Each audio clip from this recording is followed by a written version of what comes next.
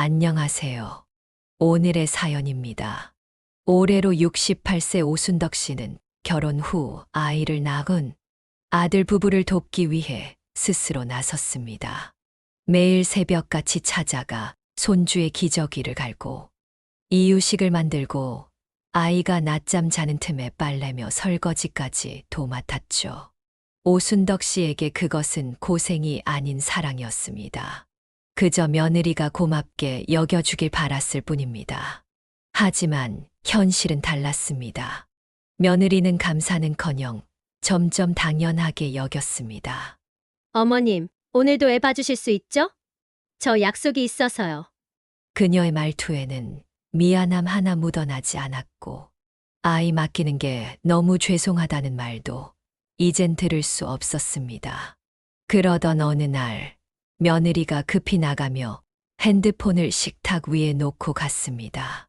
오순덕 씨는 아이의 사진을 찾으려다 실수로 메시지 알림창을 열게 되죠. 거기엔 며느리와 친구의 대화가 떠 있었습니다. 우리 시댁은 육아 도우미가 따로 있어서 개꿀이야. 육아 도우미. 지금껏 손주를 위해 부지런히 뛴 그 시간들이 며느리의 눈엔 단지 무료 보모로 보였던 겁니다. 손이 덜덜 떨렸습니다. 그래도 며느리가 그저 장난으로 쓴 말이길. 그렇다면 오늘의 사연 시작하도록 하겠습니다. 오순덕 씨는 결혼 후 아이를 낳은 아들 부부를 돕기 위해 스스로 나섰습니다. 매일 새벽같이 찾아가 손주의 기저귀를 갈고 이유식을 만들고 아이가 낮잠 자는 틈에 빨래며 설거지까지 도맡았죠. 시어머니에게 그것은 고생이 아닌 사랑이었습니다. 그저 며느리가 고맙게 여겨주길 바랐을 뿐입니다. 아니, 어쩌면 그보다 더 작고 소박한 바람이었습니다. 이따금 어머님, 덕분에 살아요라는 말 한마디. 퇴근한 며느리가 순덕 씨에게 차 한 잔 건네며 오늘 하루 힘드셨죠? 하고 물어주는 눈빛 하나. 그런 걸 바란 게 전부였습니다. 하지만 그런 따뜻한 말 대신 돌아온 건 무심한 뒷모습이었습니다. 며느리는 현관문을 열고 들어오며 늘 휴대폰을 먼저 받고 손주를 안고 있는 순덕 씨를 향해 오늘 또 안 자더라고요. 힘드셨죠? 한마디 없이 옷만 벗고 방으로 들어갔습니다. 하루는 순덕 씨가 허리를 다친 적이 있었습니다. 무거운 장난감, 상자를 옮기다 삐끗했는데 그 소리를 들은 며느리는 고개 한번 들지 않고 말했습니다. 어머님, 애 앞에서 아프단 말은 좀 조심해 주세요. 애가 예민해서 그래요.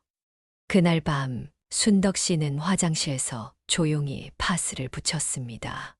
혼잣말처럼 중얼거렸죠. 내가 뭘 그렇게 잘못했나.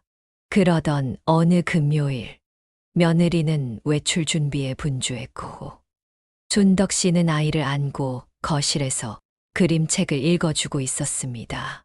그러다 며느리의 휴대폰이 울렸고, 화면에 단톡방이라는 글자가 떠올랐습니다. 순덕 씨는 무심코 시선을 돌렸고, 그때 며느리가 흘끗 보며 말했습니다. 친구들이랑 톡하는 거예요. 어머님, 그쪽엔 관심 없으시죠? 그 말은 이상하게도 귀에 다 걸렸습니다. 그쪽엔 마치 순덕 씨는 이 집안의 일부가 아닌 그저 도우미 같은 외부인처럼 들렸습니다. 며칠 뒤 며느리는 외출 준비를 마치고 말했습니다. 오늘은 좀 늦어요.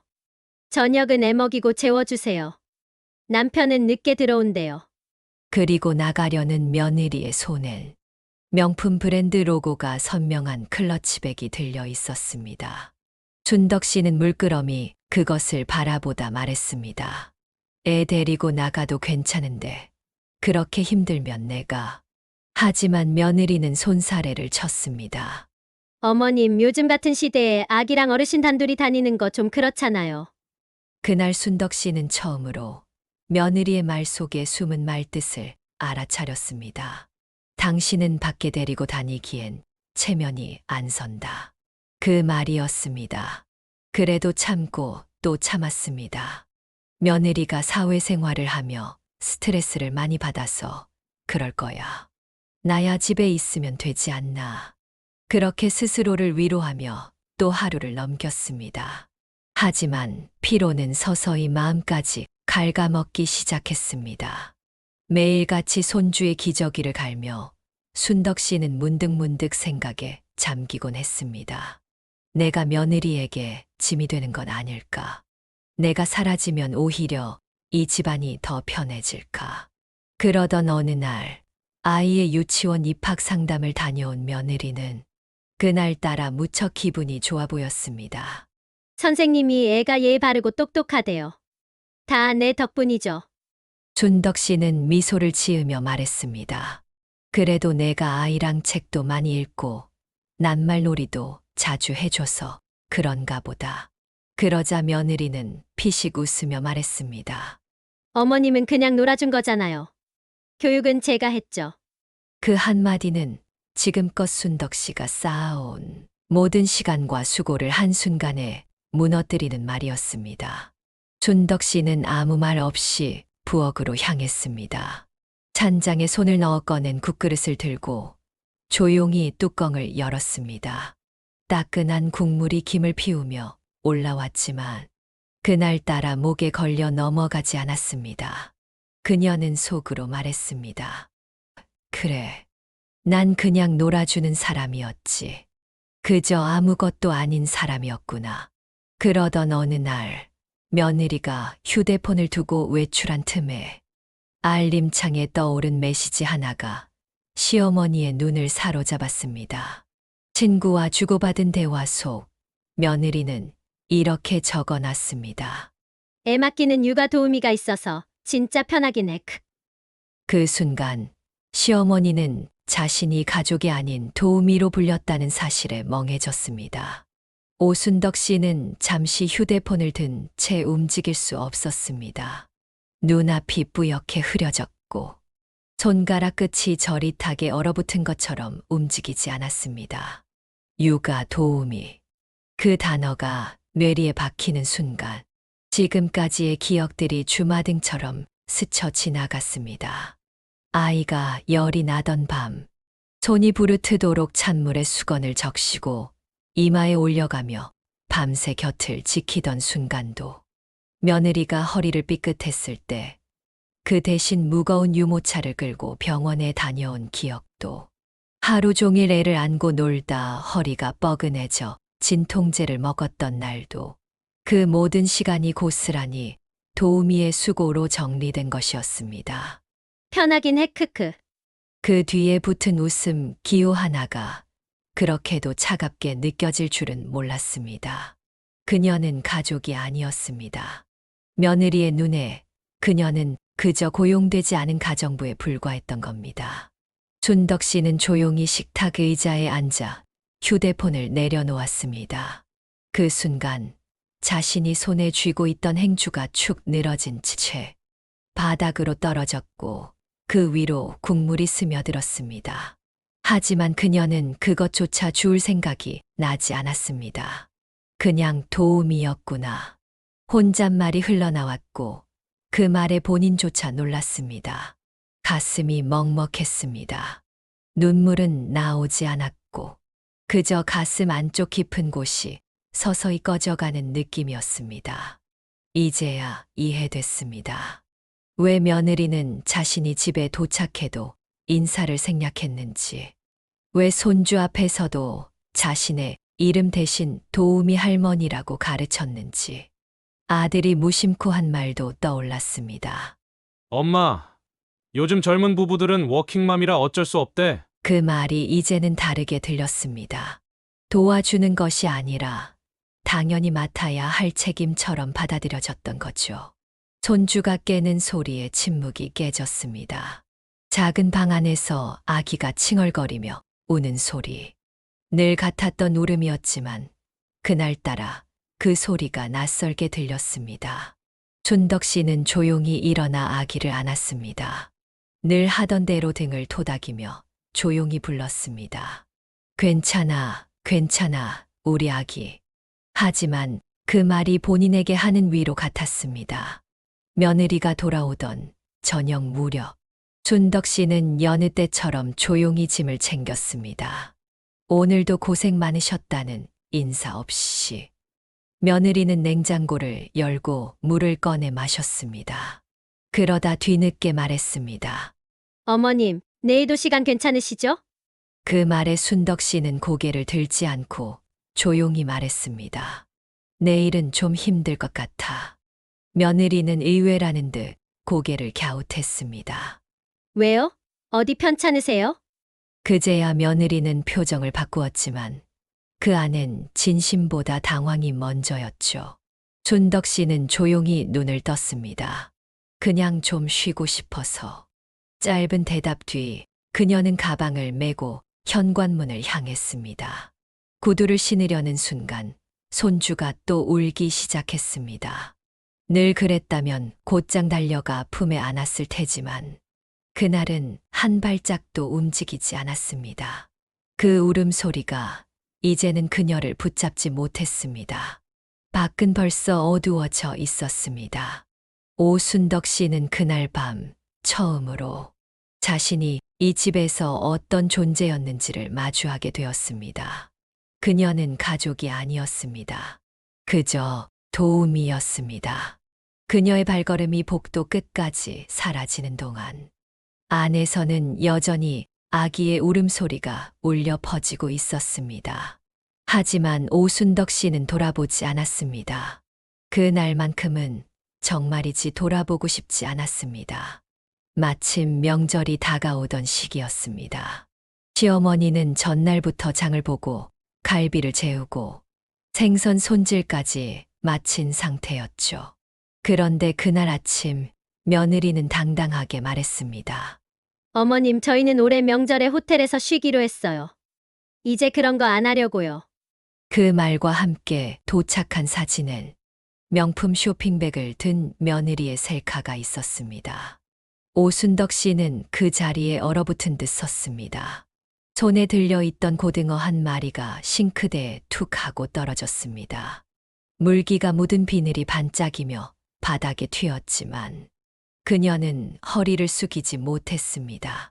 그보다 먼저 가슴 속에서 뭔가 뚝하고 무너지는 소리가 났기 때문이었습니다.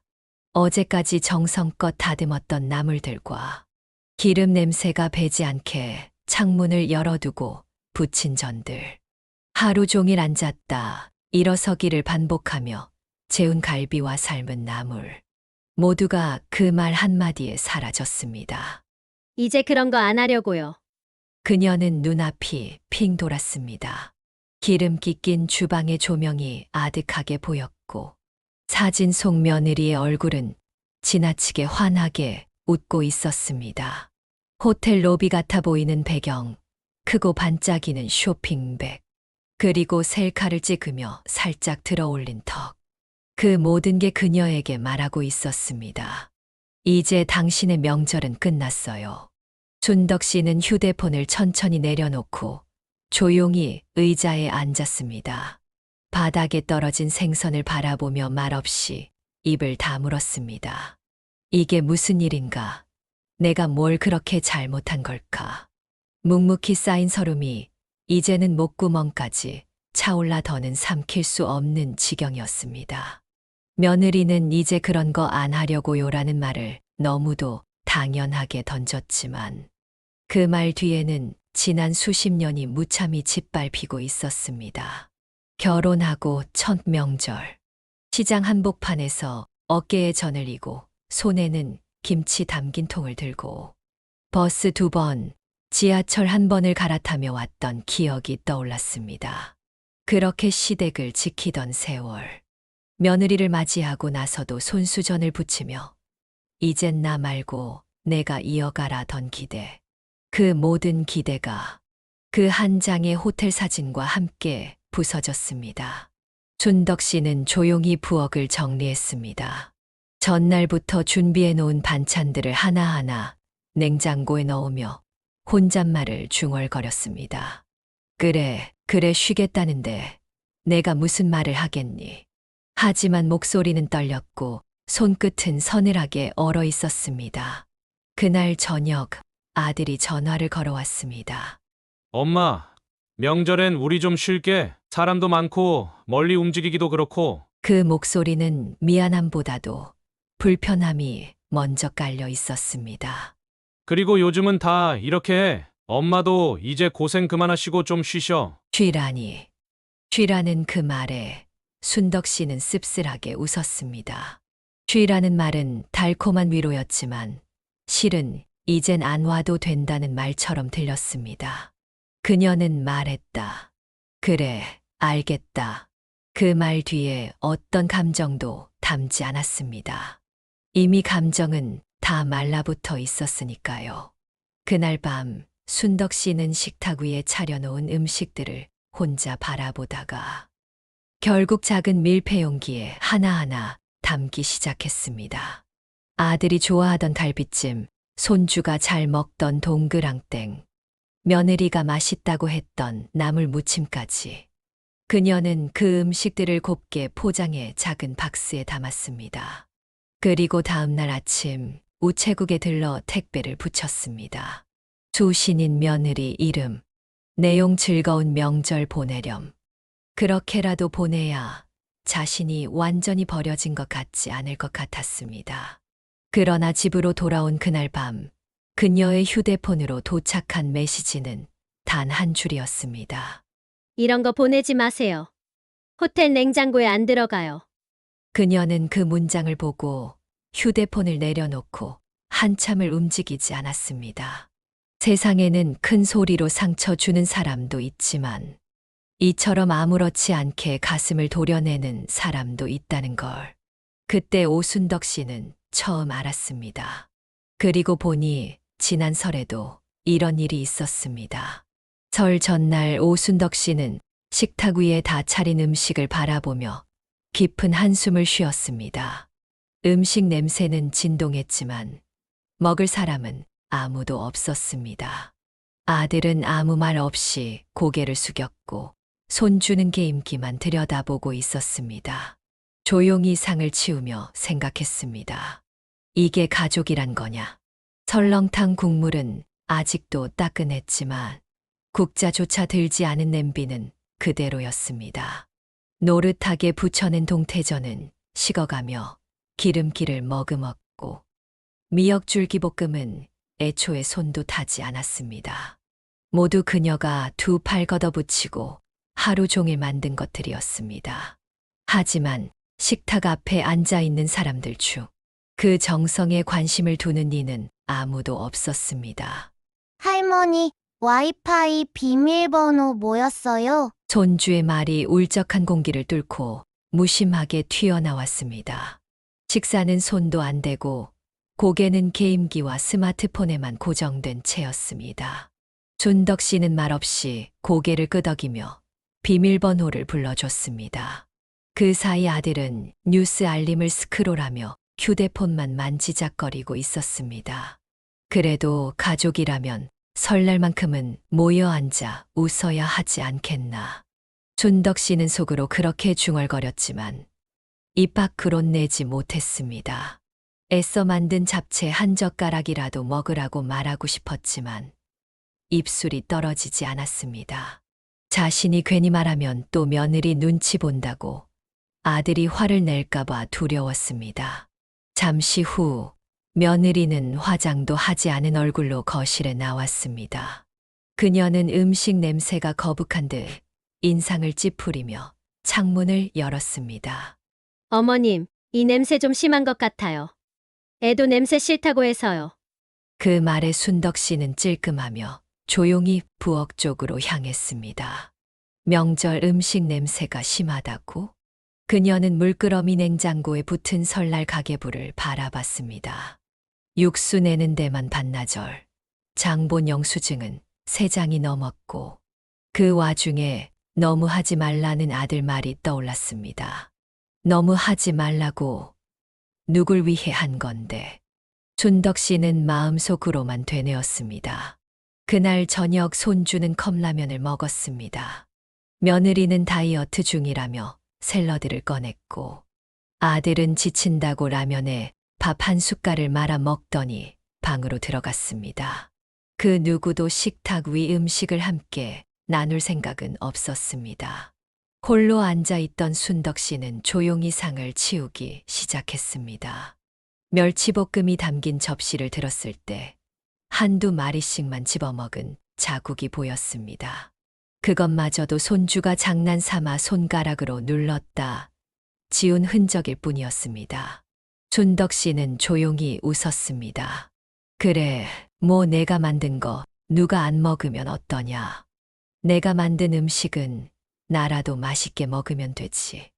그녀는 부엌으로 음식을 옮겨가다 말고 문득 접시를 내려놓았습니다.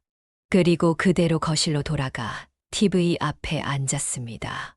손주가 보던 유튜브 소리가 켜져 있었고 영상 속 먹방 BJ는 온갖 음식을 퍼먹으며 이렇게 외쳤습니다. 와, 이게 진짜 집밥이지? 그 말을 듣는 순간 순덕 씨는 묘한 감정에 휩싸였습니다. 그 집밥이란 거 이제 내 집엔 없는 건가? 가족이 있어도 가족이라 느껴지지 않는지. 설날이건 평일이건 그녀에겐 이제 다를 게 없는 날이었습니다. 밤이 깊고 거실 불을 끄려던 순간 식탁 옆 바닥에 뭔가가 떨어져 있는 걸 봤습니다. 그녀가 만든 전 중 하나였습니다. 반쯤 밟혀 기름이 번들거리는 동태전. 순덕 씨는 그걸 주우려다 말고 그 자리에 주저앉고 말았습니다. 손에 들린 젓가락을 내려놓고 잠시 하늘을 바라봤습니다. 창문 틈으로 보이는 어두운 하늘엔 달조차 보이지 않았습니다. 조용히, 아주 조용히 그녀는 혼잣말을 했습니다. 이게 가족이란 거냐? 그 말에 대답하는 이는 아무도 없었습니다. 오직 그녀만이 들을 수 있는 자신의 메아리만이 남았습니다. 며칠 뒤 오순덕 씨의 생일이 다가왔습니다. 올해로 70을 바로 앞둔 68번째 생일. 남편 없이 혼자 살아온 지도 어느덧 15년째였고 생일이 다가오면 그 어느 날보다 허전함이 깊어지는 시기였습니다. 하지만 이번엔 어쩐지 마음 한켠에 작은 기대가 피어올랐습니다. 며느리가 손주 어린이집 입학식 때 말했던 그 말이 떠올랐기 때문이었습니다. 어머님, 나중에 생신되면 저희가 꼭 챙겨드릴게요. 깜짝 이벤트도 준비 중이에요. 그 말이 너무 선명했기에 순덕 씨는 괜히 마음을 다잡았습니다. 기대하지 마라, 오순덕. 너 또 괜히 설렜다가 실망할지 몰라. 하지만 그 말처럼 쉽지가 않았습니다. 생일 아침, 새벽부터 눈이 떠졌습니다. 순덕 씨는 휴대폰을 머리맡에 두고 한참을 뒤척였습니다. 전화벨이 울릴까봐 물도 안 마시고 화장실 가는 길에도 폰을 손에서 놓지 않았습니다. 시계가 9시를 넘어 10시, 11시로 넘어갈 때쯤엔 목이 타들어 가듯 초조해졌습니다. 정오가 지나고 초인종이 울렸습니다. 왔나? 심장이 쿵 내려앉는 기분. 급히 문을 열었지만 문 앞엔 택배 상자 하나만 놓여 있었습니다. 택배 기사님은 이미 떠난 뒤였고 상자 위엔 며느리의 이름이 쓰여 있었습니다. 그녀는 상자를 들고 조심스럽게 부엌으로 가져갔습니다. 뭔가 특별한 선물일 거란 희망이 남아 있었기 때문이었죠. 혹시 손주 사진이 담긴 액자라든가 따뜻한 손편지라도. 그러나 박스를 열자 낯익은 비닐 포장이 눈에 들어왔습니다. 편의점 도시락, 계란말이와 햄, 김치 한 조각, 그리고 미지근한 밥이 든 간편식. 그 옆에는 메모지 한 장이 덜렁 붙어 있었습니다. 익숙한 며느리의 글씨. 어머님, 소박한 걸 좋아하신다고 하셔서 조용히 챙겨드려요. 그 한 줄의 문장이 오순덕 씨의 손끝을 덜덜 떨리게 만들었습니다. 이게 정말 생일 축하라고 보낸 건가? 진심이 담긴 선물이라고 믿어도 되는 걸까? 도시락 포장을 벗기려다 말고 그녀는 젓가락을 내려놓았습니다. 잠시 후 텅 빈 식탁에 홀로 앉은 그녀는 TV도 켜지 않은 채로 멍하니 앉아 있었습니다. 음식 냄새조차 나지 않는 조용한 집안. 오직 벽식의 초침 소리만이 공간을 울리고 있었습니다. 그녀는 지난 생일을 떠올렸습니다. 그땐 손주가 할머니 축하해요라고 어설픈 발음으로 부르며 케이크를 내밀었고 아들은 조용히 꽃 한 송이를 건넸습니다. 비록 며느리는 피곤하다고 방에 들어가 있었지만 그래도 그땐 마음이 따뜻했습니다. 하지만 올해는 편의점 도시락 하나가 전부였습니다. 그녀는 메모를 다시 읽었습니다. 소박한 걸 좋아하신다고 하셔서. 순간 눈물이 핑 돌았습니다. 자신이 그렇게 말한 건 며느리의 경제적 부담을 덜어주고 싶었기 때문이었습니다. 어디까지나 마음만 받겠다는 뜻이었지. 정말 아무것도 필요 없다는 뜻은 아니었는데 그 순간 휴대폰이 진동했습니다. 기대감에 급히 들여다봤지만 보험 문자였습니다. 그녀는 조용히 휴대폰을 뒤집었습니다. 몇 분 뒤 아들에게 전화가 왔습니다. 엄마, 도시락 잘 받으셨죠? 요즘 힘드실까봐 간편하게 드시라고 보낸 거예요. 그 말에 순덕 씨는 아무 말도 하지 못했습니다. 아들은 며느리 옆에서 무언가 말하는 듯 작게 속삭이며 웃고 있었습니다. 애도 감기 기운 있어서 오늘은 집에서 조용히 보낼게요. 그 말을 끝으로 전화는 뚝 끊겼습니다. 순덕 씨는 한참 동안 식탁 위 도시락만 바라봤습니다. 그 도시락 안에 담긴 건 밥 한 숟가락이 아니라 당신은 이제 뒷전이라는 차가운 메시지처럼 느껴졌습니다. 그녀는 조용히 일어나 창밖을 바라보았습니다. 주변에선 저녁 준비를 하는 듯 연기가 피어오르고 이웃집에선 웃음소리도 들렸습니다. 그 소리들 사이에서 순덕 씨는 혼잣말을 내뱉었습니다. 나는 그냥 아무도 아닌가 봐. 그녀의 생일은 그렇게 조용히 그리고 기막히게 지나갔습니다. 오직 편의점 도시락 하나가 남긴 허무함만이 식탁 위에 덩그러니 놓여 있었습니다. 며느리의 SNS 계정은 평소에도 화려함으로 가득했습니다. 브런치 카페, 유명 백화점, 고급 피부관리숍에서 찍은 셀카들이 하루에도 몇 장씩 올라왔죠. 하지만 그날 오순덕 씨는 그 어느 때보다도 천천히 떨리는 손으로 화면을 넘기고 있었습니다. 그녀의 눈에 들어온 건 생일 파티를 즐기고 있는 며느리와 친정어머니의 사진이었습니다. 사진 속 며느리는 환하게 웃고 있었습니다.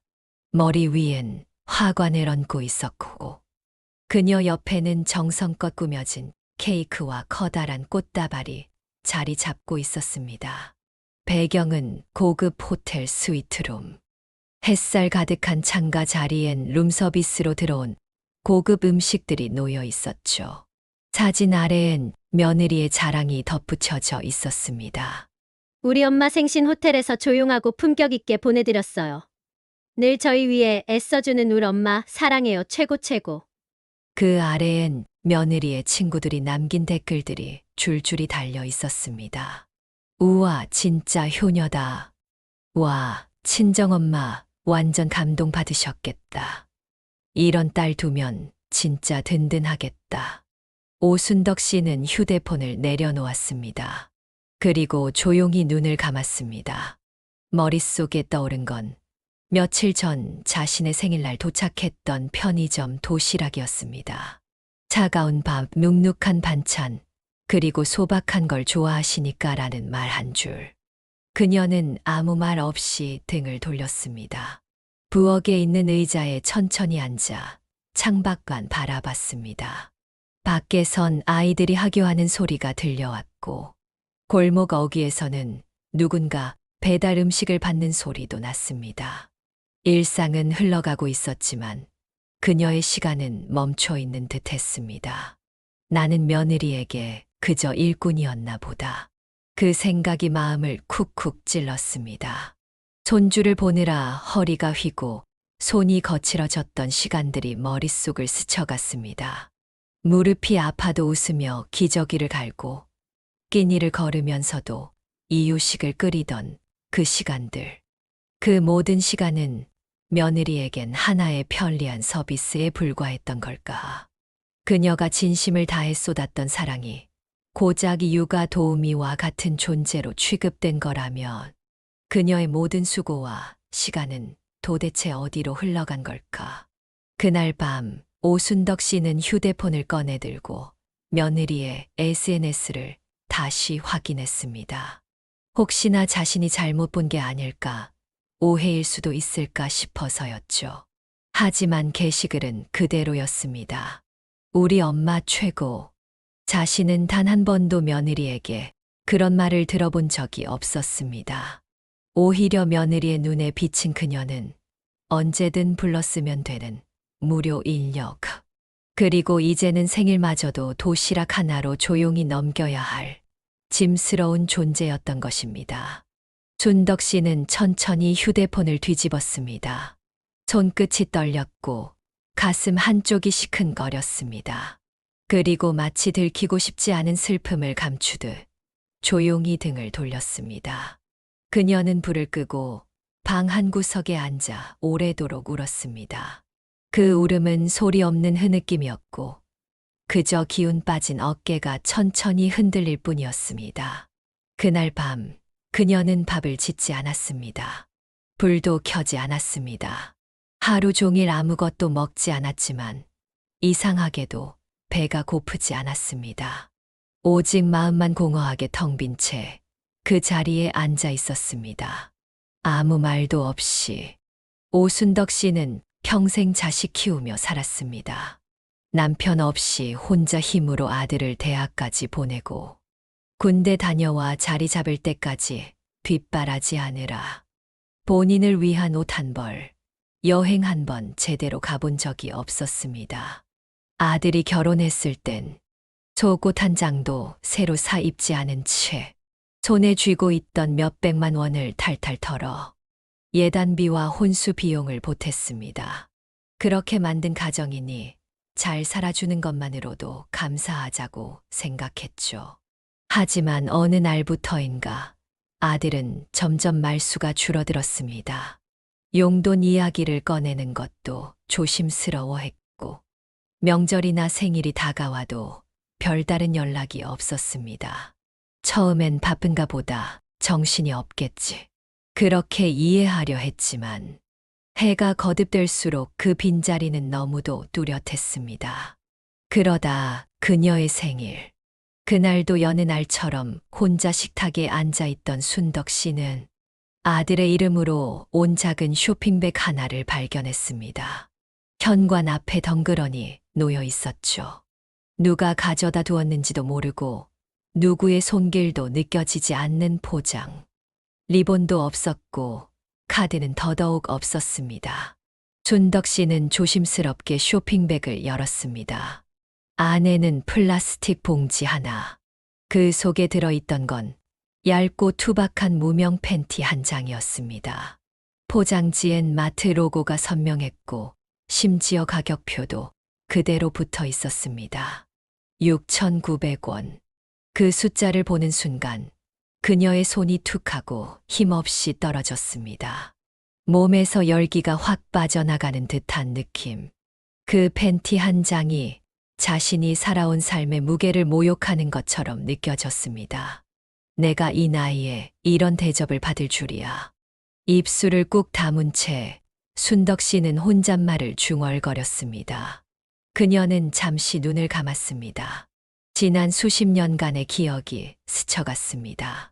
아들이 어린 시절 유치원에서 울며 뛰쳐나와 자신에게 안기던 날, 고등학교 시험 전날 야근 마치고 돌아와 라면 하나 끓여주던 밤, 군대 간 아들이 첫 휴가 나오던 날, 기차역에서 손을 꼭 잡고 울던 순간, 그 기억 속의 아들은 분명 엄마밖에 없다고 말했던 아이였습니다. 그런 아들이 보내온 팬티 한 장. 그조차도 무성의한 포장과 떼지 않은 가격표와 함께 순덕 씨는 물끄러미 그것을 바라보다 그대로 서랍 깊숙이 밀어 넣었습니다.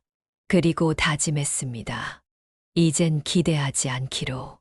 사랑이든 관심이든 더는 바라지 않기로. 며느리가 아들의 월급을 모두 관리하고 있다는 건 익히 알고 있었습니다. 명절 때 용돈을 꺼내다 며느리 눈치를 보는 아들의 어색한 표정. 생일이나 기념일에도 여보, 뭐 했지? 라며 며느리 눈치를 살피는 아들의 말투. 그 모든 것이 말해주고 있었습니다. 그녀는 이해하려고 했습니다. 요즘은 부부가 돈을 같이 쓰는 시대라며 스스로를 다독였습니다. 하지만 어느 순간부터 아들은 단 한 번도 용돈 이야기를 꺼내지 않았고, 오직 며느리의 손에서 흘러나오는 인색한 정성만이 이어졌습니다. 그녀는 자리에 앉아 손등을 바라보았습니다. 주름지고 푸석한 피부, 굳은 살이 박인 손가락. 이 손으로 아들을 키우고, 이 손으로 밥을 짓고, 빨래를 하고, 손주를 안았던 세월. 그런 손에 팬티 한 장이 주어졌다는 사실이 견딜 수 없었습니다. 눈물이 왈칵 쏟아졌습니다. 소리 내지 않으려 이를 악물었지만 몸이 떨리는 건 막을 수 없었습니다. 그녀는 조용히 식탁 위에 앉았습니다. 불은 꺼져 있었고 방 안엔 깊은 어둠만이 깔려 있었습니다. 창밖엔 누군가의 웃음소리가 들려왔고 어느 집에선 가족들이 모여 앉은 듯한 웅성거림이 스며들어 왔습니다. 그 모든 소리가 너무 멀게 느껴졌습니다. 그리고 그 순간 순덕 씨는 또렷하게 느꼈습니다. 나는 이제 이 집에서 그냥 하나의 짐이구나. 그날 밤 오순덕 씨는 침대에 누웠지만 쉽게 잠들 수 없었습니다. 어두운 천장을 멍하니 바라보다가 천천히 몸을 일으켰습니다. 그 순간 무언가 결심이 서는 듯 그녀의 눈빛이 달라졌습니다. 이젠 나도 내 인생 살아야지. 그녀는 다음 날 이른 아침 동네 미용실로 향했습니다. 몇 년간 내내 손질하지 못했던 긴 머리를 단정하게 단발로 자르고 흰 머리를 덮기 위해 밝은 갈색 염색도 감행했습니다. 처음엔 거울 속 낯선 자신의 모습에 어색했지만 미용사는 활짝 웃으며 말했죠. 어머님, 인물이 사시네요. 이렇게 환해지시니까 정말 딴 사람 같아요. 그 말에 순덕 씨도 살짝 웃었습니다. 집으로 돌아오는 길, 햇살이 따뜻하게 그녀의 어깨를 감쌌습니다. 내가 웃는 게 이상한 게 아니라 그동안 너무 안 웃었구나라는 생각이 들었습니다. 그날 저녁 아들이 전화를 걸어왔습니다. 엄마, 주말에 뭐해? 애 좀 봐주실 수 있어? 순덕 씨는 전과 달리 단호한 목소리로 대답했습니다. 안 돼. 나 약속 있어. 엄마가 무슨 약속이야? 누구 만나? 그 말에 오순덕 씨는 침착하게 그러나 분명하게 말했습니다. 내가 날 만나. 나도 이제 내 삶 좀 챙겨보려 한다. 잠시 정적이 흘렀습니다. 아들은 당황한 듯 말을 잇지 못했지만 순덕 씨는 더 이상 설명하지 않았습니다. 며칠 뒤 그녀는 여행사에서 신청한 노년 여성 힐링 여행에 참여했습니다. 버스를 타고 떠난 강릉의 바닷가에서 그녀는 처음 만나는 또래 친구들과 함께 웃고 노래하며 오랜만에 사람 대접을 받는 기분을 느꼈습니다.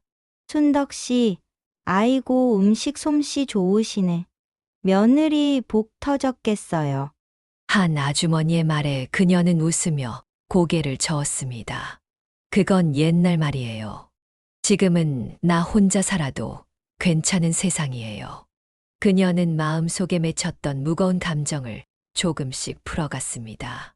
그리고 여행 마지막 날, 순덕 씨는 용기를 내어 큰 결정을 내렸습니다.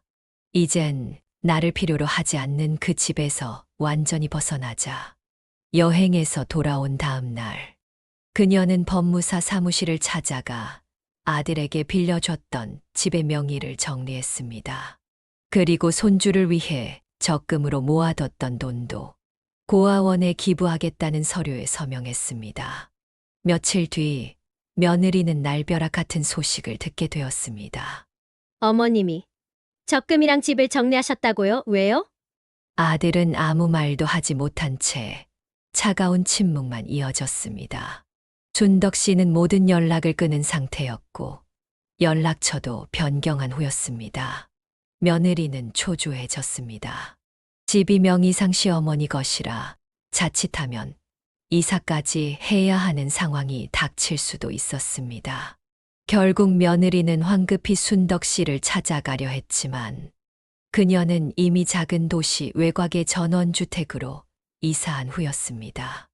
이웃 사람들 말로는 매일 해 뜨면 마당에서 꽃 심고 마을 사람들과 텃밭 나누며 사신다는 소문뿐이었습니다. 그러던 어느 날 손주가 병원에 입원하게 되었습니다. 아들은 엄마의 연락처를 겨우 수소문에 전화를 걸었습니다. 엄마 애가 아파. 와서 좀 봐줄 수 있어? 준덕 씨는 조용히 묻습니다. 너희는 날 도우미라 했지.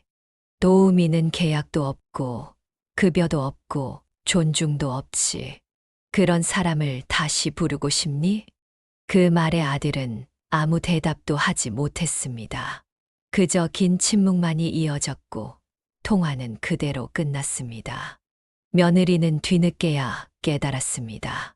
자신의 눈앞에 늘 있던 도우미가 사실은 가족 중 누구보다 소중한 존재였다는 것을. 하지만 때는 늦었습니다. 그날 이후 순덕 씨는 더 이상 그 집과 엮이지 않았습니다. 그녀는 이제 스스로를 위한 삶을 살아가고 있습니다. 독서 모임에 나가고 그림을 배우며 전시회에도 나가며 오래된 친구들과 계절마다 여행을 다닙니다. 동네 이웃들은 그녀를 부러워하며 말하곤 합니다. 순덕 언니, 요즘 진짜 청춘 같아. 그 말에 그녀는 조용히 웃으며 대답합니다. 이제야 진짜 내 인생을 사는 것 같아요. 그녀의 눈빛은 더 이상 과거에 머물지 않았습니다. 어쩌면 시원한 복수란 그런 것일지도 모릅니다. 상처를 준 사람에게 되갚는 것이 아니라 그들을 더 이상 신경 쓰지 않고 당당히 자신의 인생을 살아가는 것. 오순덕 씨는 이제 누구의 도우미도 아닌 자신만의 이름으로 살아가는 사람입니다. 그리고 그 삶이야말로 가장 찬란한 복수였습니다. 시간이 흘러 어느 봄날 준덕 씨는 마당 가득 피어난 진달래를 바라보며 차를 한 잔 우려냈습니다. 따스한 햇살이 거실 창문을 가득 채우고 있었고 라디오에선 옛 가요가 조용히 흘러나왔습니다. 이 평화롭고 고요한 공간이 그녀가 온전히 되찾은 삶이었습니다. 그날 저녁 작은 동네 마트에서 우연히 옆 동네 사는 젊은 엄마가 순덕 씨에게 말을 걸었습니다. 어머님, 혹시 아이 돌봐주실 생각 있으세요? 너무 따뜻하고 인상 좋으셔서요. 그 말에 순덕 씨는 잠시 미소를 머금더니 고개를 천천히 저었습니다. 미안해요. 난 이제 누구 인생의 뒷전이 되긴 쉬어서요. 짧고 단단한 그 대답 속엔 지난 세월의 아픔과 결단, 그리고 새로 피어난 자존감이 담겨 있었습니다. 그날 밤 순덕 씨는 오래된 가족 사진을 꺼내 들었습니다. 찢었던 사진의 조각들을 다시 맞춰보며 문득 이런 생각이 들었습니다. 용서란 남을 위한 게 아니라 나를 위한 거구나. 그녀는 사진을 다시 상자에 고이 넣었습니다. 더 이상 과거에 얽매이지 않겠다는 조용한 다짐과 함께 창밖에 벚꽃이 흩날리고 있었습니다. 그 속에서 순덕 씨의 삶도 조용히 피어오르고 있었습니다. 이제 그녀는 오롯이 자신의 이름으로 살아가는 중이었습니다. 오늘의 사연이 공감되신다면 댓글로 의견을 남겨주세요.